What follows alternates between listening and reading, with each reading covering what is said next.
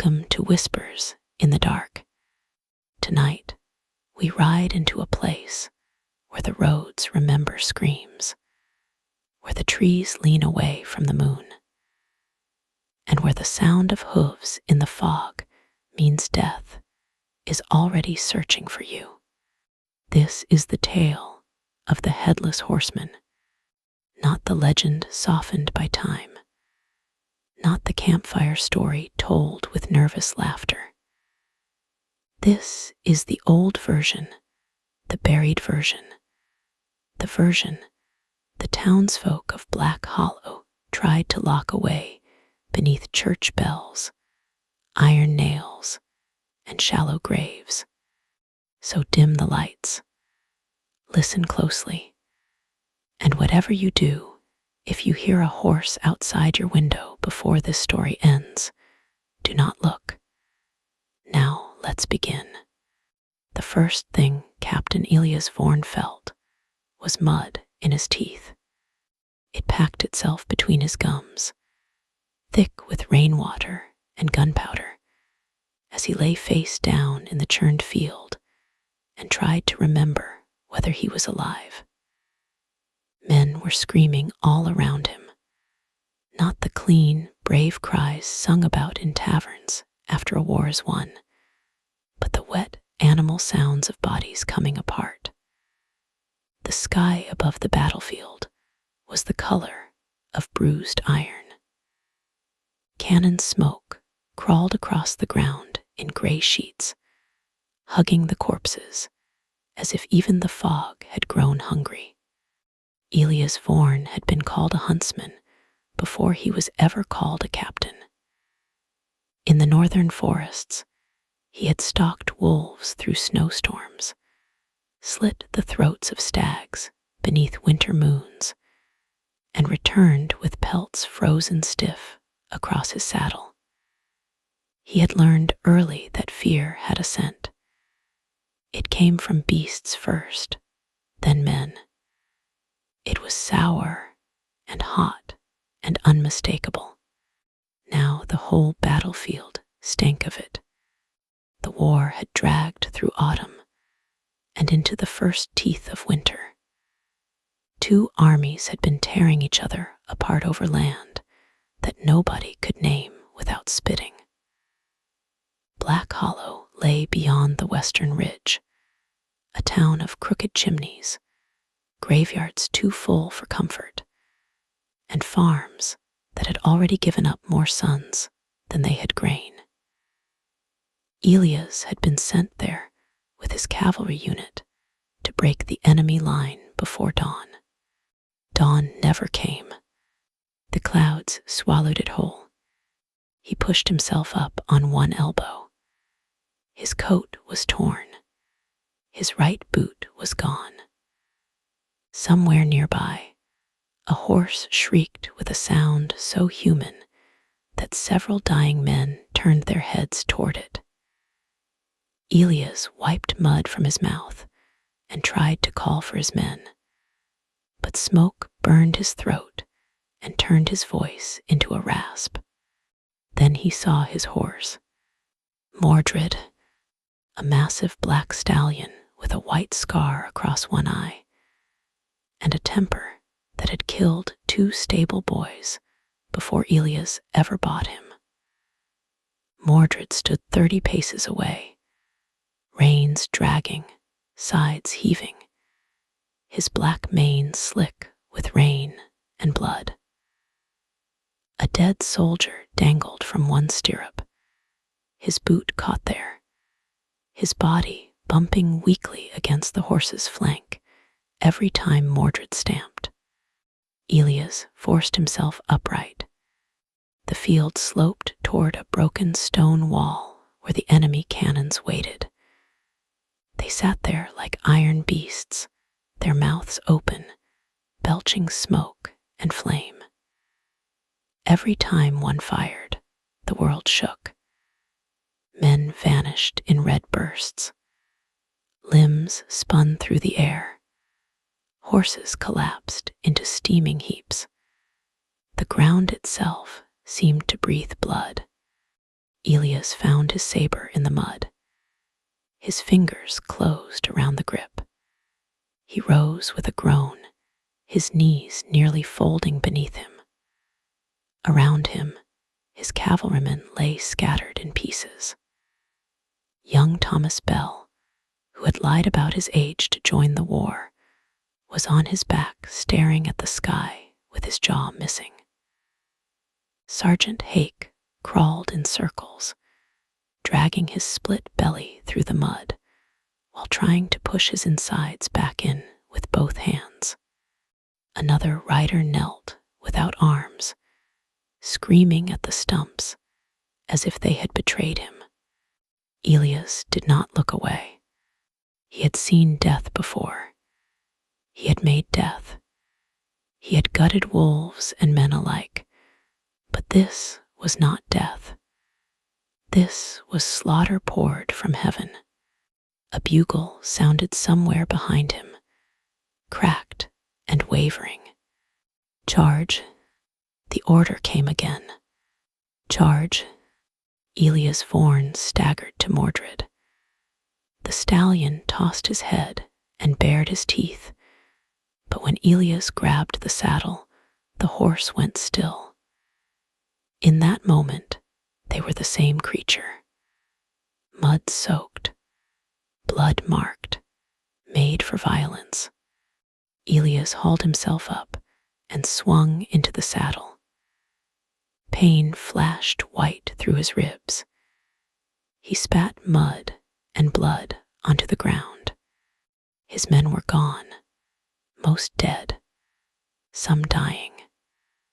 A few still mounted, staring through the smoke with the hollow faces of men who already knew their graves were open. Elias lifted his saber. For Black Hollow, he shouted, though his voice barely carried. For the dead, someone answered. For the damned, Elias whispered. Then he dug his heels into Mordred's sides. The stallion lunged forward. The charge was madness. Hooves pounded through mud that sucked at the horses like hands from the grave. Bullets hissed past Elias' ears. A rider to his left jerked backward as a musket ball punched through his eye. Another horse stumbled into a crater filled with bodies and snapped both front legs with a crack like tree branches breaking under snow. The rider flew forward, landed face first, and did not rise. Elias rode on. The cannons flashed ahead. Their crews were silhouettes in smoke. Men with powder, blackened faces, rammed iron balls into hungry barrels. Elias saw one of them turn, saw his eyes widen, saw his mouth open. Fire! The cannon roared. The first ball tore through Mordred's left flank and punched out the other side in a spray of flesh and hot blood. The stallion screamed, but did not fall. Elias felt the horse shudder beneath him, felt the saddle shift on wet meat, felt blood splash up his legs. Mordred kept running. Another cannon fired. The ball struck the rider ahead of Elias in the chest. For one instant, the man remained whole, upright, and frozen. Then his body opened like a burst wineskin. Ribs, lungs, and strips of uniform flew backward across Elias' coat. The rider's horse galloped on with only an empty saddle and red reins whipping in the rain. Elias leaned low over Mordred's neck. He was close now, close enough to see the cannon crew scrambling, close enough to see the sweat on their faces, close enough to smell their fear beneath the smoke. He raised his saber. Then the third cannon fired. There was no warning after the flash. No time for prayer, no time for fear, no time for even one final thought. The cannonball struck Elias Vorn in the neck and lower jaw. It did not cut cleanly. It did not offer the mercy of instant darkness. It smashed through bone with a sound that was swallowed by the cannon's roar. His jaw exploded. His throat burst open. His spine shattered. The lower half of his face vanished in a red storm. For a fraction of a second, his head remained attached by torn muscle, skin, and strands of wet hair. His eyes were still open. His body still gripped the reins. Then the force ripped the head free. It spun backward through the smoke, trailing blood and stringy flesh, and disappeared into the mud among the dead. Elias Vorn's body did not fall. Mordred, dying and insane with pain, carried him onward. The headless body sat upright in the saddle, saber still raised, blood jetting from the ragged ruin above its collar. Each pulse painted the horse's mane and shoulders in steaming crimson. The cannon crew froze. One man dropped the rammer. Another crossed himself. A third simply began to scream. Mordred crashed into them. The headless rider's saber came down. It split the first man from shoulder to breastbone. The second lost his hand, then his face.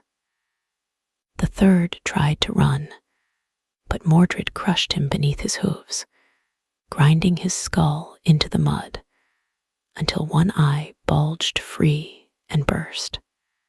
Elias' body fought without its head. Some said later it was the last command of a dying brain, trapped in muscle and nerve. Others said the devil had entered him through the open neck. The truth was worse. Elias Vorn had not died cleanly. Something in him had remained. A huntsman's rage. A soldier's hatred. A soul torn so violently from its own flesh that it did not understand it had been separated. His body swung the saber again and again, even as blood emptied from it in thick ropes. Mordred staggered, his own organs slipping from the cannon wound in his side. Yet the stallion bit, kicked, and trampled until the cannon crew lay in pieces beneath him. Then horse and rider collapsed together. Mordred fell first, one foreleg folding, then the other. The great black horse crashed into the mud, dragging the headless captain down with him. Elias' body twitched beside the cannon, one hand still clawed around the saber grip. Blood pumped from the stump of his neck in weakening spurts. The rain fell harder. No one came for his head. By nightfall, the battle had moved on. The armies abandoned the field to the crows. The dead lay in piles. Some were buried days later. Some were burned. Some were never found at all. Elias Vorn's body was discovered near the shattered cannon, but his head had vanished into the churned earth, perhaps crushed into the mud by hooves, perhaps carried off by dogs, perhaps taken by some fearful soldier as proof of what he had seen. They buried the body without it, in Black Hollow's old churchyard, beneath a crooked yew tree. They lowered Captain Elias Vorn into a grave too short for him, because nobody wished to spend more time digging. placed his saber on his chest and crossed his hands over the blade. Rain tapped on the coffin lid as the priest spoke words of rest that did not reach the bottom of the grave. Mordred was dragged into a ditch beyond the battlefield and left to rot. That should have been the end, but some deaths are not endings. Some are wounds in the world, and wounds can fester. 3 nights after the burial, the church bell rang once at midnight. No hand pulled the rope. The bell simply groaned in its tower, deep and slow, and every dog in Black Hollow began to howl. Old Mother Wren was the first to see him. She lived alone at the edge of town, where the road bent toward the western woods. Her cottage was small and damp, with moss on the roof and bones hung over the door to keep away foxes. She had lost 2 sons in the war and no longer lit candles after sunset because she said the dark had earned the right to stay. That night, she woke to hoofbeats, slow at first, then closer. They came from the road, though the road was empty when she peered through the shutters. The moon was thin and pale. Fog crawled over the ground. Mother Wren held her breath and pressed her eye to a crack in the wood. A horse emerged from the mist. It was blacker than the spaces between stars. Its flanks were torn open, yet it moved with terrible strength. From a cannon wound in its side hung strips of ruined flesh, swaying wetly with every step. Steam rose from its body, though the air was cold. Its eyes glowed with a dull red light, not like fire, but like coals buried beneath ash. Upon the horse sat a rider in a blood-dark military coat. He was tall, broad-shouldered, rigid as a corpse nailed upright, and he had no head. Above his collar was only a jagged stump of meat, bone, and torn sinew. The neck ended in a ragged crater where the cannonball had taken him. Black blood seeped from it in constant streams, running down his chest, soaking the brass buttons of his coat, dripping from his gloves, and pattering onto the saddle like rain. Veins dangled from the open wound like wet cords. Splinters of pale spine showed inside the darkness. Each time the horse breathed, the rider's severed throat made a bubbling sound, as if he were trying to speak through the hole where his voice had been. In one hand, he held a saber. In the other, he held nothing, but his empty hand opened and closed, searching. Mother Wren bit her fist, so hard her teeth sank through the skin. The horse stopped outside her cottage. The rider turned his body toward her window. He had no eyes, no face, no mouth, yet she knew he was looking at her. A voice filled the cottage. It did not come from outside. It came from the walls, from the floorboards, from the ashes in the hearth. Where is my head? Mother Wren fell backward from the shutter. The hoofbeats resumed. The next morning, her door was found open. There was blood across the floor, across the walls, across the ceiling beams. Her body sat in her chair by the cold hearth, hands folded neatly in her lap. Her head was gone.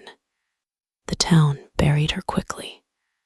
They blamed deserters, wolves, madmen left wandering after the battle. But that night, the bell rang again, and more hoofbeats came. Black Hollow changed after that. Doors were barred before sunset. Windows were covered with blankets. No one walked the western road. Children stopped playing near the churchyard. Horses refused to pass the yew tree where Elias Vorn had been buried. They reared, screamed, and foamed until their mouths bled. Every midnight, the fog thickened. Every midnight, something rode through it. The second victim was Peter Crow, the gravedigger. Peter was a narrow man with dirty nails and a laugh like a shovel hitting stone. He had buried Captain Vorn and joked that a man without a head needed no prayer, since he had no ears to hear it. He liked to drink alone among the graves, claiming the dead were better company than the living, because they never asked him to pay back debts. On the 6th night after Vorn's burial, Peter went to the churchyard with a bottle of gin and did not return. They found his lantern at dawn, still burning beside an open grave. The grave was Elias Vorn. The coffin lid had been torn off from the inside. Peter was found hanging from the yew tree by his own entrails, twisted around a branch like rope. His body turned slowly in the morning breeze. His boots scraped the bark. His face had been carved with the point of a saber, again and again, until there was almost no skin left to recognize. His head remained attached, but only barely. A deep cut circled his neck, as if the horseman had begun the work, and then stopped, deciding Peter's terror would taste better if it lasted until sunrise. Stuffed into Peter's mouth was a scrap of burial cloth. On it, written in clotted blood, were 5 words: "Give me what was stolen." After that, the town could not pretend. They gathered in the church, all of them. Farmers with mud still on their boots, widows in black, children clutching dolls with button eyes. The mayor, Gideon Fells, stood before the altar with a pistol tucked into his belt and sweat shining on his upper lip. Beside him was Reverend Silas Morn, a gaunt man with white hair and hands that trembled whenever the church bell moved. They spoke in whispers at first. "A ghost," someone said. "A demon," said another. "It is Captain Vorn," whispered a woman near the back. "He is looking for his head." At that, the church fell silent. Everyone had heard the rumors by then. Soldiers passing through had told of Elias Vorn's death, of the cannonball, of the head torn away and lost in the mud, of the headless body that kept fighting after death should have claimed it. Mayor Fells slammed his fist on the altar. "Enough," he said. "The dead do not ride horses. Men do this. Men with blades. Men who want us afraid." Reverend Morn looked at him, pale as candle wax. "Then why does the bell ring when no one touches it?" No one answered. Outside, clouds closed over the moon. A horse screamed from somewhere in the road. Every candle in the church went out. For one long moment, there was only darkness and breathing. Then came the hoofbeats. Not outside the church. Inside it, a child began to cry. The sound came from the center aisle, slow and heavy, though nothing could be seen. Boards creaked beneath invisible weight. Dust rose from the floor. The smell of battlefield mud filled the church, thick with powder smoke and opened bodies. Reverend Morn lifted his cross.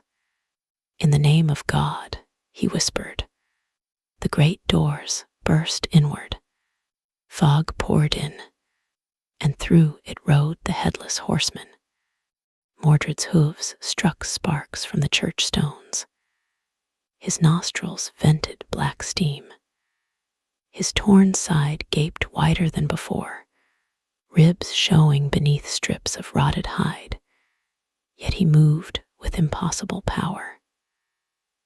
The rider towered above the pews, coat hanging in wet tatters, boots polished with grave dirt, gloves stiff with dried blood. His missing head was more terrible than any face could have been. The absence drew the eye and refused to let it go. The stump of his neck pulsed as if some dead heart still beat inside him. Blood spilled from it in endless threads, dark and shining. Sometimes the wound opened wider, showing broken vertebrae and shredded meat moving within. A deep gurgle rose from the ruin, then became a voice without a mouth. "Where is my head?" The congregation screamed. People shoved one another. Pews overturned. A woman fainted and was trampled by those trying to flee. Mayor Fells drew his pistol and fired. The shot tore through the rider's chest and vanished into the darkness beneath his coat. The horseman did not move. Slowly, he lifted his saber. Mayor Fells fired again. The horseman brought the blade down. The mayor's head left his shoulders in a single red arc. It struck the altar, bounced once, and rolled down the steps with its mouth still open. His body remained standing for a heartbeat, pistol smoking in one hand, then collapsed in a spraying heap. Panic swallowed the church. The horseman rode down the aisle, cutting as he went. Not wildly, not blindly. He struck with the precision of a huntsman dressing meat. A farmer who tried to block him with a pitchfork lost both hands, then his head. A young soldier home from the war crawled under a pew, but Mordred stamped through the wood and crushed his spine. Reverend Morn backed toward the pulpit, whispering prayers so quickly the words tangled on his tongue. The horseman stopped before him. The reverend raised the cross with both hands. "Elias," he said, voice breaking, "you are dead. Rest now." The headless rider leaned down. Blood dripped from the open neck onto the reverend's face. The voice came again, softer this time, somehow worse. "Where is my head, priest?" Reverend Morn sobbed. "I do not know." The horseman reached out with one gloved hand and placed it gently on the reverend's skull. For a moment, nothing happened. Then his fingers tightened. The reverend screamed as the bones of his skull creaked beneath the pressure. His eyes bulged. Blood trickled from his nose. His jaw trembled open in a prayer that never formed. With one brutal twist, the horseman broke his neck, tore the head sideways, and ripped it free with a wet sound that echoed to the rafters. The church bell rang above them. Once, twice, 3 times. By morning, Black Hollow had no mayor and no priest. survivors did what frightened people always do. They made rules. No one was to speak Elias Vorn's name after sunset. No one was to ride a horse past the churchyard. No one was to walk alone. No one was to keep a severed head in jest, in story, or in harvest festival carving. For fear, the horseman would mistake mockery for theft. The rules did not save them. The horseman hunted by moonlight and fog. He came for those who had touched his grave. He came for those who had spoken ill of him. He came for those whose ancestors had fought beside him and failed to recover his remains. He came for anyone who crossed the western road after dark. It did not matter whether they were guilty. The horseman did not seek justice. He sought his head, and every skull in Black Hollow was an insult until he found it. There was Mara Vale, the miller's daughter, who heard her dead brother calling from the bridge. She ran into the fog with a lantern and found a figure standing beside the river, shoulders shaking as if weeping. When she touched it, the figure collapsed into a pile of wet uniforms filled with worms. Behind her, hooves struck the bridge planks. Her lantern was found floating downstream, its flames still burning blue beneath the water. Her body was discovered at the mill wheel, folded backward through the spokes, head placed neatly in a flour sack beside her feet. There was Alden Pike, a hunter who swore he could trap any beast.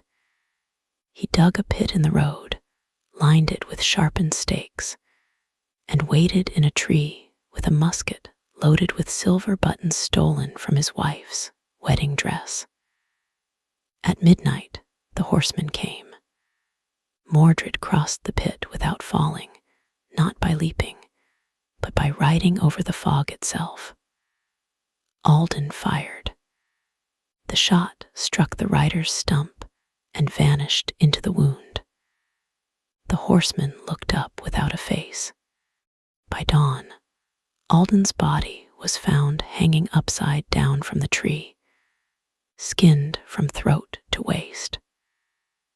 His head had been forced into the pit, impaled on one of his own stakes, eyes staring upward as if still waiting to see what had killed him. There was little Samuel Reed, who did not die because children were spared, at least at first. He saw the horseman from beneath his bed when the rider came for Samuel's father. The boy watched 2 black boots enter the room. He watched blood drip onto the floorboards in slow, patient drops. He watched his father rise from bed with a wood axe in shaking hands. "Please," his father whispered, "my boy is here." The horseman stood still. Then he pointed toward the door. Samuel's father understood. He walked outside alone.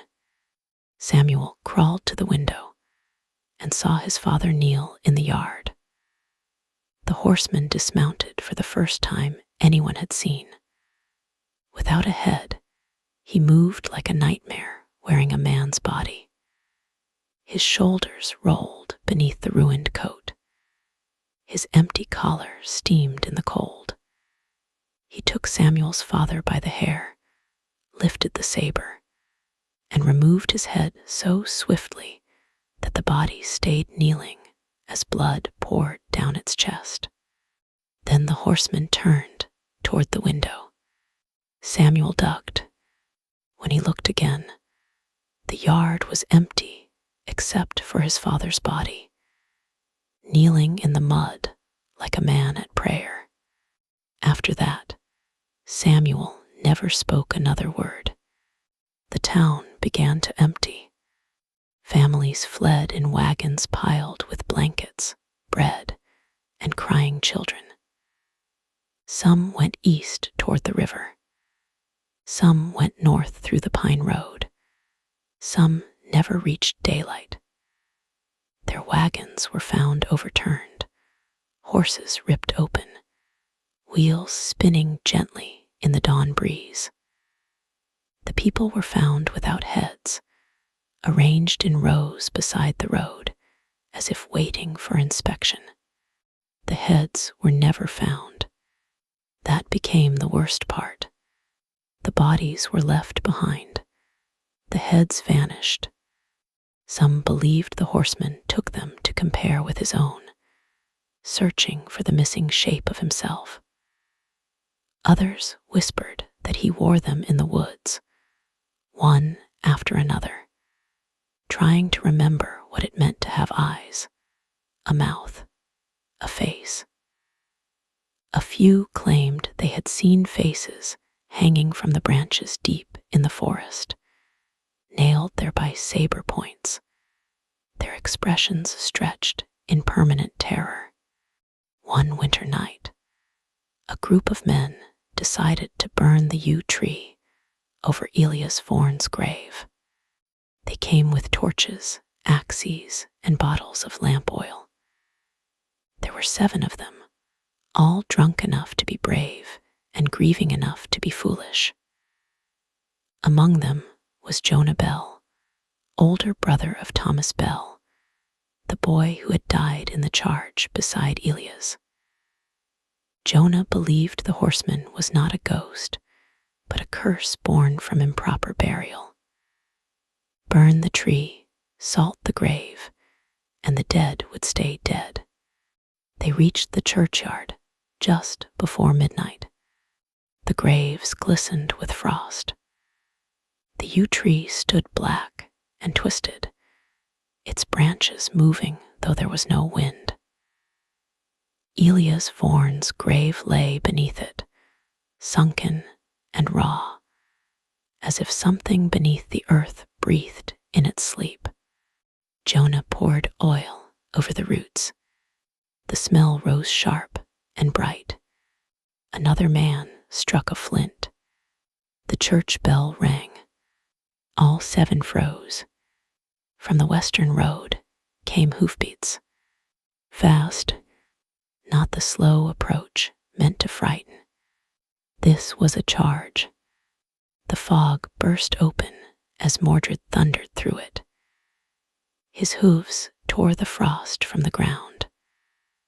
The horseman leaned forward in the saddle, saber out, coat streaming behind him like a funeral banner. Blood whipped from his neck in black ribbons. The men scattered. One ran toward the church and almost reached the door before the saber took him between the shoulder blades and split him down the spine. Another swung an axe at Mordred's legs, but the horse seized him by the face with its teeth and shook him until the skull cracked. A third fell against a gravestone and begged for mercy. The horseman answered by driving the saber through his open mouth and out the back of his neck. Jonah Bell stood before the grave with the torch in his hand. Elias, he shouted, voice breaking, Thomas died for you. The horseman turned. He rode slowly toward Jonah. My brother died for you, Jonah screamed. We all died for you. Why do you haunt us? The horse stopped. For the first time, the horseman lowered his saber. The air grew still. Then the voice came from the open neck, thick with blood and earth. I did not ask them to die. Jonah trembled. Then rest. The horseman's empty hand rose and pointed toward the grave. Not whole. Jonah understood then. He saw it not as a monster's demand, but as a wound that could not close. Elias Vorn had been buried incomplete. His soul circled that missing piece like a wolf around a trap, unable to leave, unable to heal, unable to be anything except hunger. "Where is your head?" Jonah whispered. The horseman leaned closer. The stump of his neck opened with a bubbling gasp. "Find it." Then the others began screaming again, and whatever mercy had flickered there vanished. By dawn, 6 men were dead. Jonah Bell was alive. The horseman had taken his left hand as payment, shearing it off at the wrist when Jonah tried to flee. But he left him breathing in the snow beneath the yew tree. When the townsfolk found him, Jonah was laughing and crying at once. "Find the head," he kept saying. "Find the captain's head." That became Black Hollow's final hope. Jonah gathered the few who remained. There was Elspeth Crow, widow of the gravedigger, who hated the horseman enough to dig up hell itself. There was Samuel Reed, now silent and pale, who followed Jonah everywhere with a knife clutched in one small hand. There was Dr. Ansel Cal, who had served as a surgeon in the war and knew the battlefield better than most because he had spent days cutting bullets from men who died anyway. And there was Ruth Vale, mother of Mara, whose grief had hardened into something colder than fear. Together, they went to the old battlefield. It lay west of town, beyond the ridge, a wide stretch of dead earth where grass refused to grow. Even in spring, frost clung there. Crows gathered in unnatural numbers. Broken wagon wheels and rusted musket barrels still jutted from the mud. Bones surfaced after every rain. Sometimes hands, sometimes teeth, sometimes things chewed by foxes and never named. The group searched for 3 days. They dug through mud black with old blood. They turned over rotted saddles and shattered helmets. They found skulls, but none belonged to Elias. Some had jaws. Some were too small. Some had bullet holes. None bore the terrible destruction of a cannonball. On the 4th day, Samuel Reed found the ditch where Mordred had been left to rot. At first, it seemed empty except for weeds and stagnant water. Then Dr. Cal climbed down and pushed aside a mat of reeds. Beneath them lay bones, horse bones, massive and blackened. The skull was split, the ribs broken, but the shape of Mordred was unmistakable. Beside the bones was a soldier's satchel. Inside was a journal wrapped in oilcloth. The journal belonged to Private Abel Trask, a man from the enemy cannon crew who had survived the charge. His last entries were written in a shaking hand.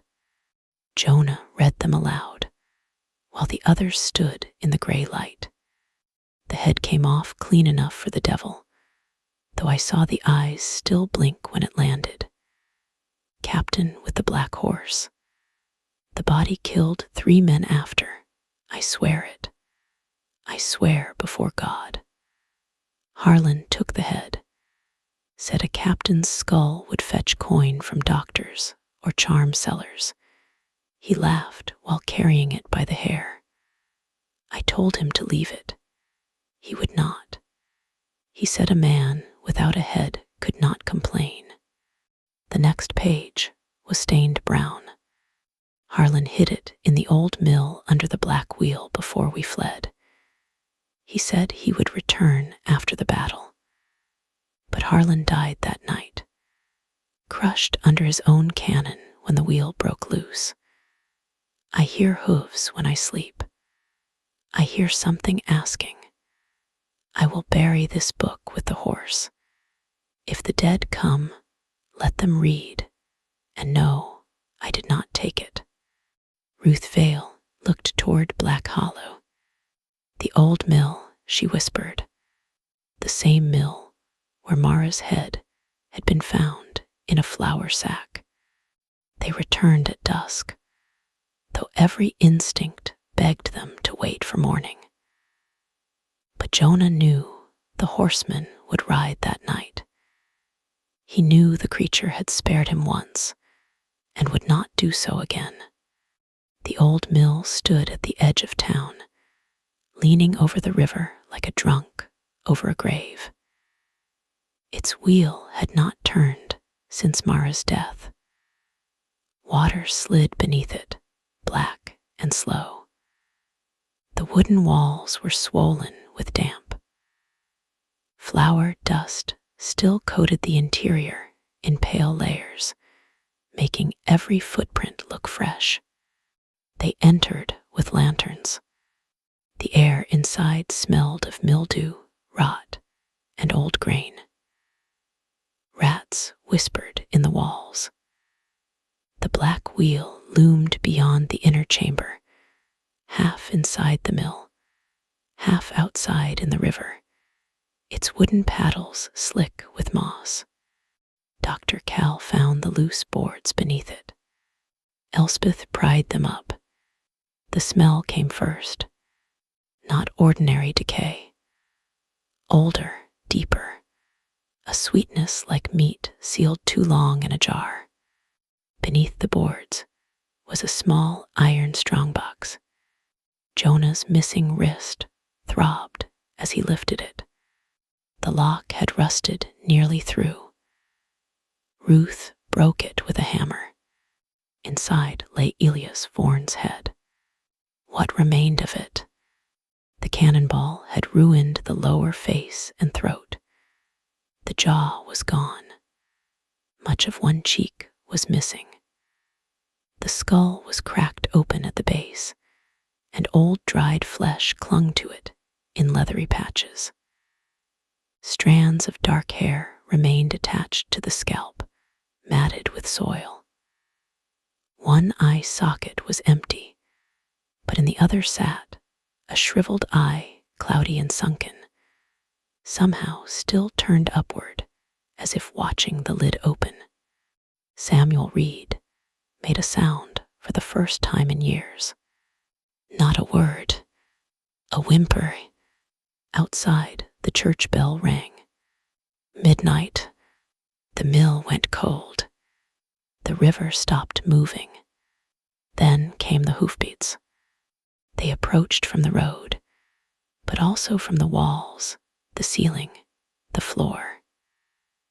The sound filled the mill until flour dust trembled in the air like pale smoke. Mordred's scream tore through the night. Wood splintered as something struck the door. Ruth clutched the box. "We give it back," she said. "We give it back and it ends." The door exploded inward. The Headless Horseman rode into the mill. Mordred's hooves crushed the floorboards. His eyes burned red in the dusty gloom. The horseman's coat was soaked fresh, as if he had ridden through a river of blood. From his neck, gore poured faster than ever, drenching his chest, pattering onto the saddle, pooling black beneath the horse. His saber rose. Jonah stepped forward.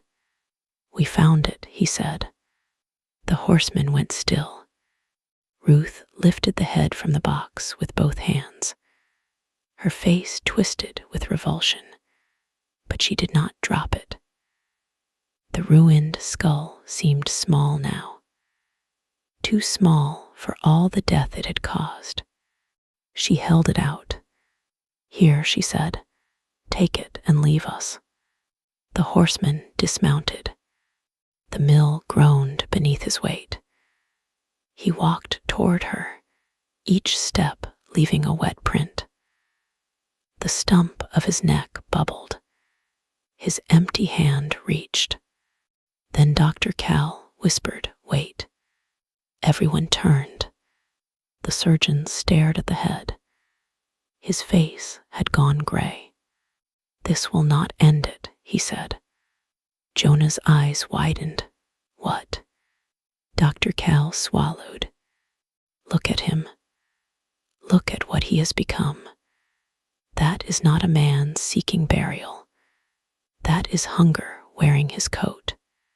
The horseman's hand stopped inches from the skull. Dr. Cal backed away. "If we give it back, maybe he is whole again. Maybe he remembers peace. Or maybe he remembers everything. Every death. Every head taken. Every drop of blood. What if the only thing keeping him bound is that he is incomplete?" Ruth glared at him. "My daughter is dead because he wants this. And if he gets it," Cal said, "perhaps he will not stop at Black Hollow." The horseman's saber shifted. The voice came from the wound. "Give me my head." The mill shook. Ruth sobbed, clutching the skull. Samuel Reed stared at the horseman. The boy's knife trembled in his hand. For years, he had dreamed of his father kneeling in the mud. For years, he had seen that blood falling from a neck that should have held a face. For years, he had kept silence because words felt useless in a world where monsters could point and fathers would obey. Now he stepped forward. "No," Samuel said. It was small, barely a sound, but the horseman heard. The headless body turned toward him. Samuel raised the knife. "You took my father." The horseman lifted his empty hand, palm open, almost gentle. "I took many." Samuel screamed and lunged. Jonah grabbed him, but too late. The horseman's saber flashed. The knife spun away. Samuel fell to the floor with blood running from a deep cut across his chest. Ruth cried out and dropped the skull. It hit the floorboards. The shriveled eye rolled in its socket. Mordred reared. The horseman made a sound no one had heard before. Not a word, not a growl. A raw, wet howl from the open ruin of his throat. He dropped the saber and fell to his knees, hands searching the floor. The skull rolled toward the black wheel. Jonah moved first. He kicked it, not toward the horseman, toward the turning mechanism above the river. The head struck the gears. For 1 second, all was still. Then the river surged. The black wheel, silent for years, began to turn. The gears caught Elias Vorn's skull. The sound was hideous. Bone cracked. Old flesh tore. The remaining eye burst beneath the pressure. The skull jammed between the teeth of the machine and splintered piece by piece, crushed into fragments that dropped into the river below. Hair tangled in the gears. Teeth scattered across the floor like dice. The horseman convulsed. Blood erupted from his neck in a fountain, spraying the walls, the ceiling, the faces of everyone watching. Mordred screamed and thrashed, smashing through sacks of rotten flour. The rider clawed at the air where his head had been, fingers digging into the stump, ripping away strips of his own dead flesh. The voice came from everywhere at once. No. The mill wheel turned faster. The skull broke apart completely. The river took it. The horseman rose. For a moment, something like Elias Vorn returned. His shoulders squared, his hands lowered. He stood there headless, drenched in his own endless blood, coat hanging open over a chest that no longer rose or fell. The saber lay at his feet. Then the wound in his neck opened wider. Inside it was not flesh. It was darkness, a deep, endless darkness filled with distant screams. Dr. Cal had been right. The missing head had not been the curse. It had been the last human thing left of him. When it was destroyed, the huntsman was gone. Only the hunger remained. The thing that had been Elias Vorn seized Ruth Vale by the throat. Jonah charged and drove a pitchfork into its chest. The tines sank deep, but the creature did not notice. It lifted Ruth with one hand. She kicked, clawed, and spat in its face that was not there. For Mara, she gasped. The horseman tore her head free and cast the body into the wheel. The mill filled with screams. Mordred lunged at Elspeth Crow, catching her shoulder in his teeth and shaking until her arm tore loose. Dr. Cal tried to drag Samuel toward the door, but the horseman crossed the room in 3 strides and brought one boot down on the surgeon's knee, bending the leg backward. Cal fell screaming. The saber returned to the horseman's hand as if called by thought. Jonah knew they were all dead unless the mill burned. He grabbed a lantern. Elspeth, bleeding and pale, understood. She stumbled to the flour sacks and tore them open. Dust filled the air in choking clouds. Jonah smashed the lantern against the wall. Flame climbed instantly. The old mill caught like dry paper. Fire raced over flour dust, beams, ropes, and sacks. The air flashed bright. Mordred reared, mane burning. The horseman turned in the growing blaze, black blood boiling on his coat, the stump of his neck pouring smoke. Jonah dragged Samuel toward the river door. Behind him, Dr. Cal laughed through his pain and wrapped both arms around the horseman's legs.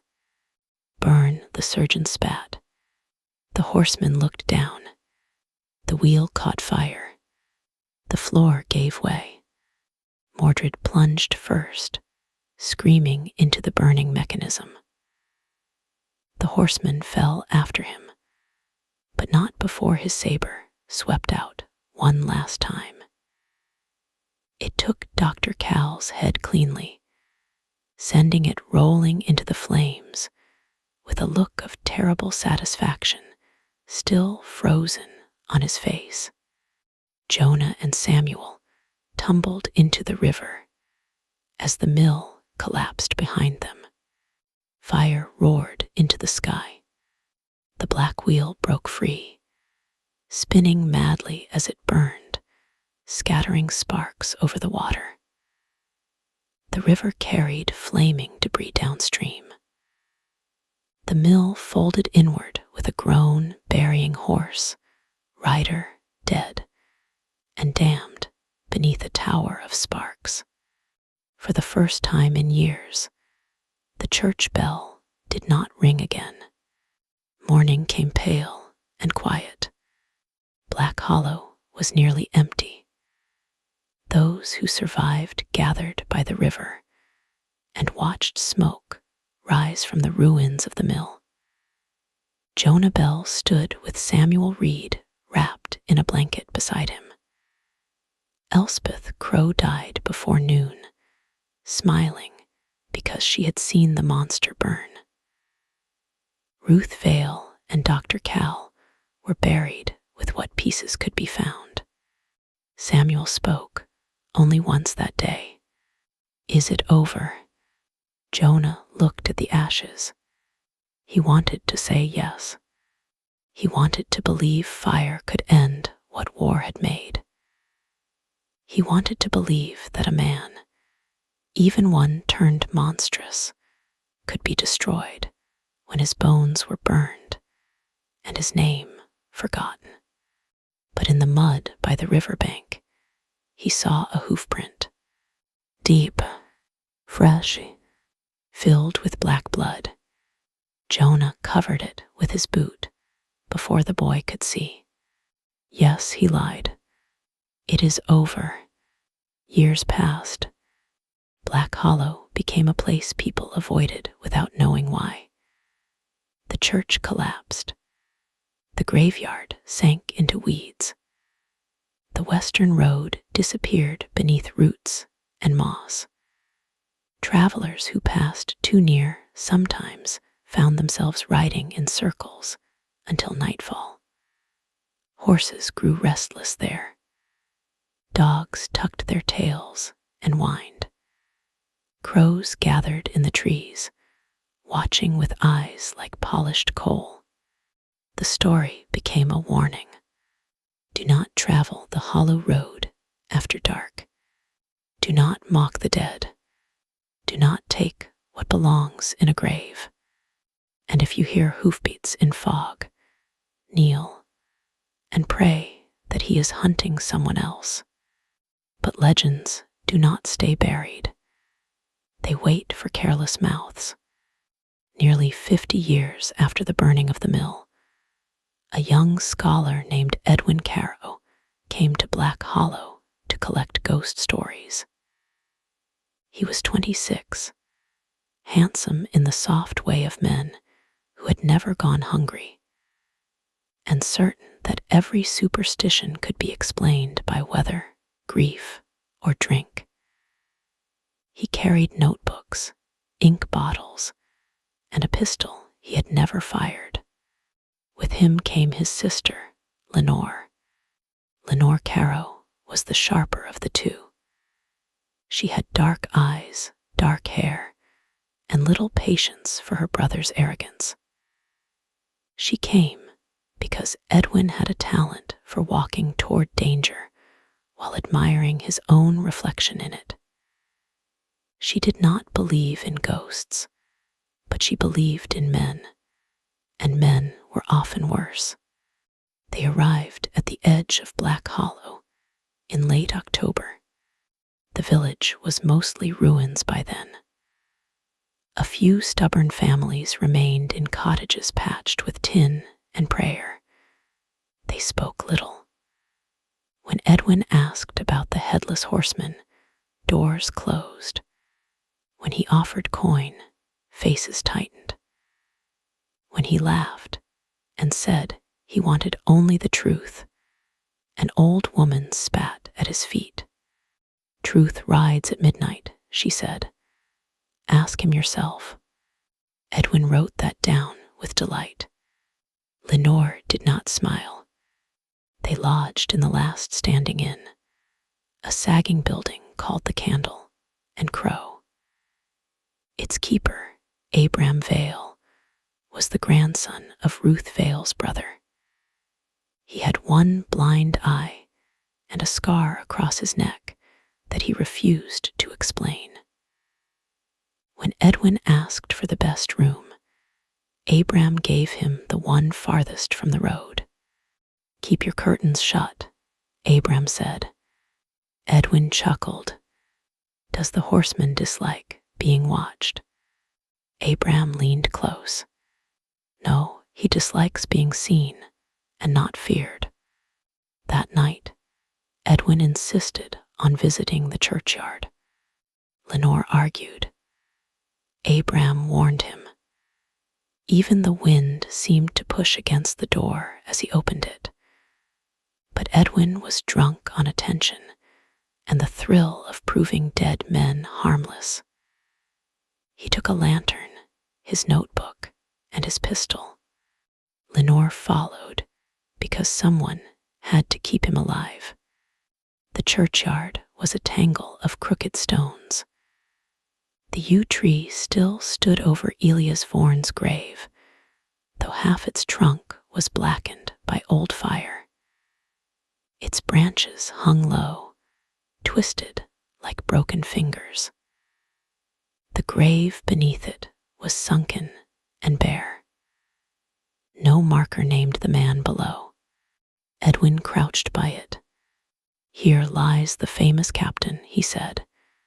Head misplaced, temper poor. Lenore whispered his name in warning. Edwin only grinned and drew a small object from his coat. It was a skull, not human.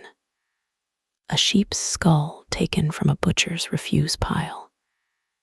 He had cleaned it, polished it, and planned to place it on the grave for dramatic effect. For the story, he said. Lenore grabbed his wrist. Do not. But he shook her off and set the skull atop the grave. There, Captain Vaughan, a replacement. The church bell rang. Lenore turned cold. The bell tower had collapsed decades before. There was no bell. The sound rolled across the graveyard anyway, deep enough to stir the soil. Edwin's grin faded. From beyond the western road came hoofbeats. Slow, patient, the fog thickened between the graves. The lantern flame turned blue.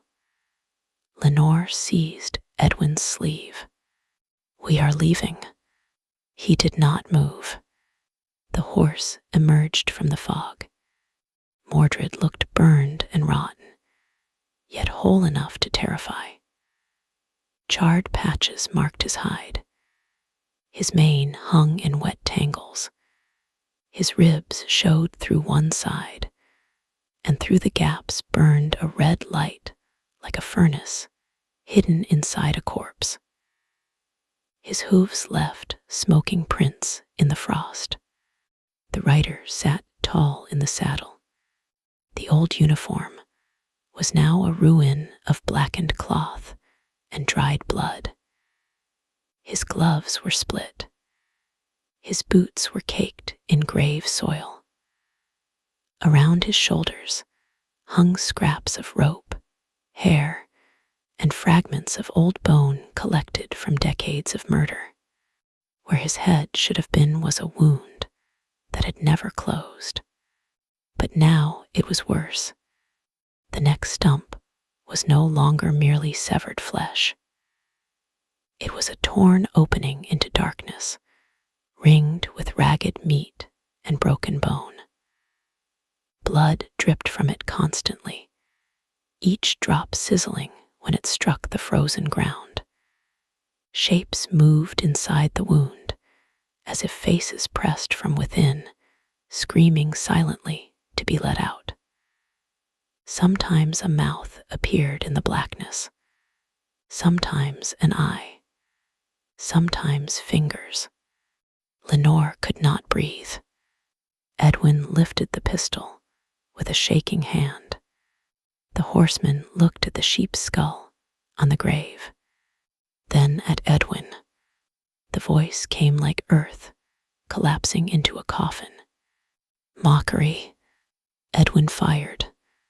The shot vanished into the horseman's chest. The rider dismounted. Edwin fired again and again. Click. Empty. The horseman walked toward him. Lenore pulled her brother back, but Edwin stumbled and fell against Elias Vaughan's grave. The sheep's skull rolled off and split on a stone. "Please," Edwin whispered. The horseman stopped above him. His saber slid free. Lenore screamed and threw herself between them. The blade halted against her throat, cold enough to burn. The horseman stood motionless. Lenore stared into the place where his face should have been. She saw no mercy there. No man, no captain, no grieving spirit. Only an absence so deep it devoured every plea before it could become sound. But the blade did not move. Perhaps some remnant of Elias Vorn recognized courage. Perhaps he only preferred fear ripened slowly. Or perhaps Lenore's head did not interest him yet. The horseman lowered the saber and pointed at Edwin.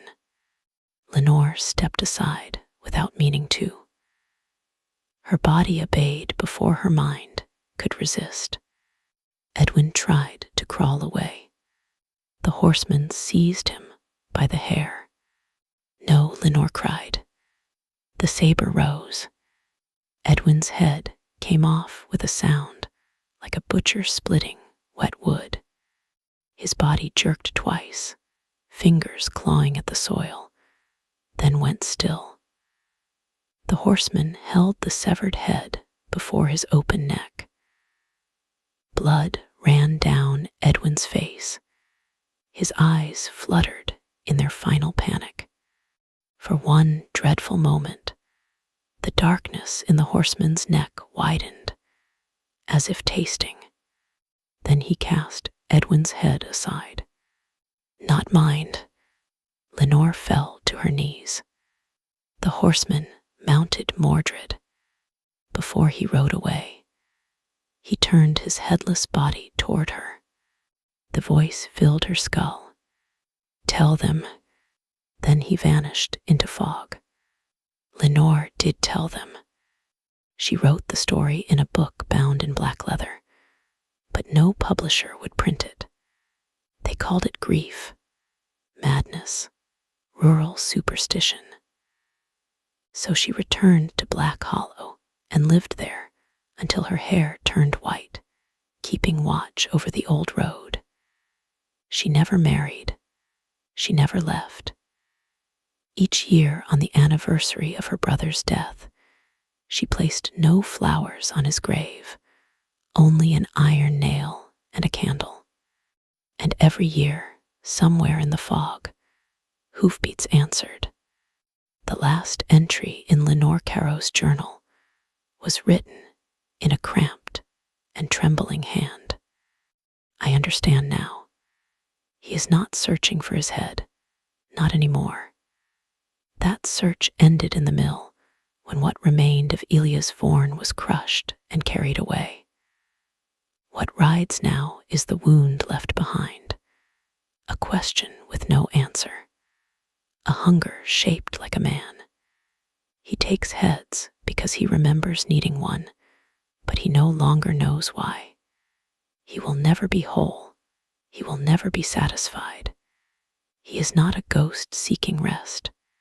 He is restlessness itself." Lenore was found the next morning, seated by her window. Her white hair was combed neatly. Her hands were folded around her journal. Her body was untouched. Her head was missing. Outside, in the mud beneath her window, were hoofprints, and beside them, written in blood with the point of a saber, were the words, "Still not mine.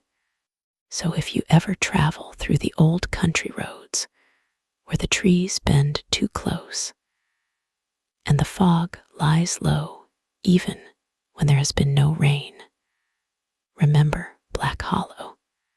Remember Captain Elias Vorn, the huntsman who rode into cannon fire and lost more than his life. Remember the battlefield where men were torn open beneath an iron sky. Remember the cannonball that took his head and left his rage behind. Remember Mordred, the black horse that carried a dead man into legend. And remember that some graves are not sealed by dirt. Some curses are not ended by fire.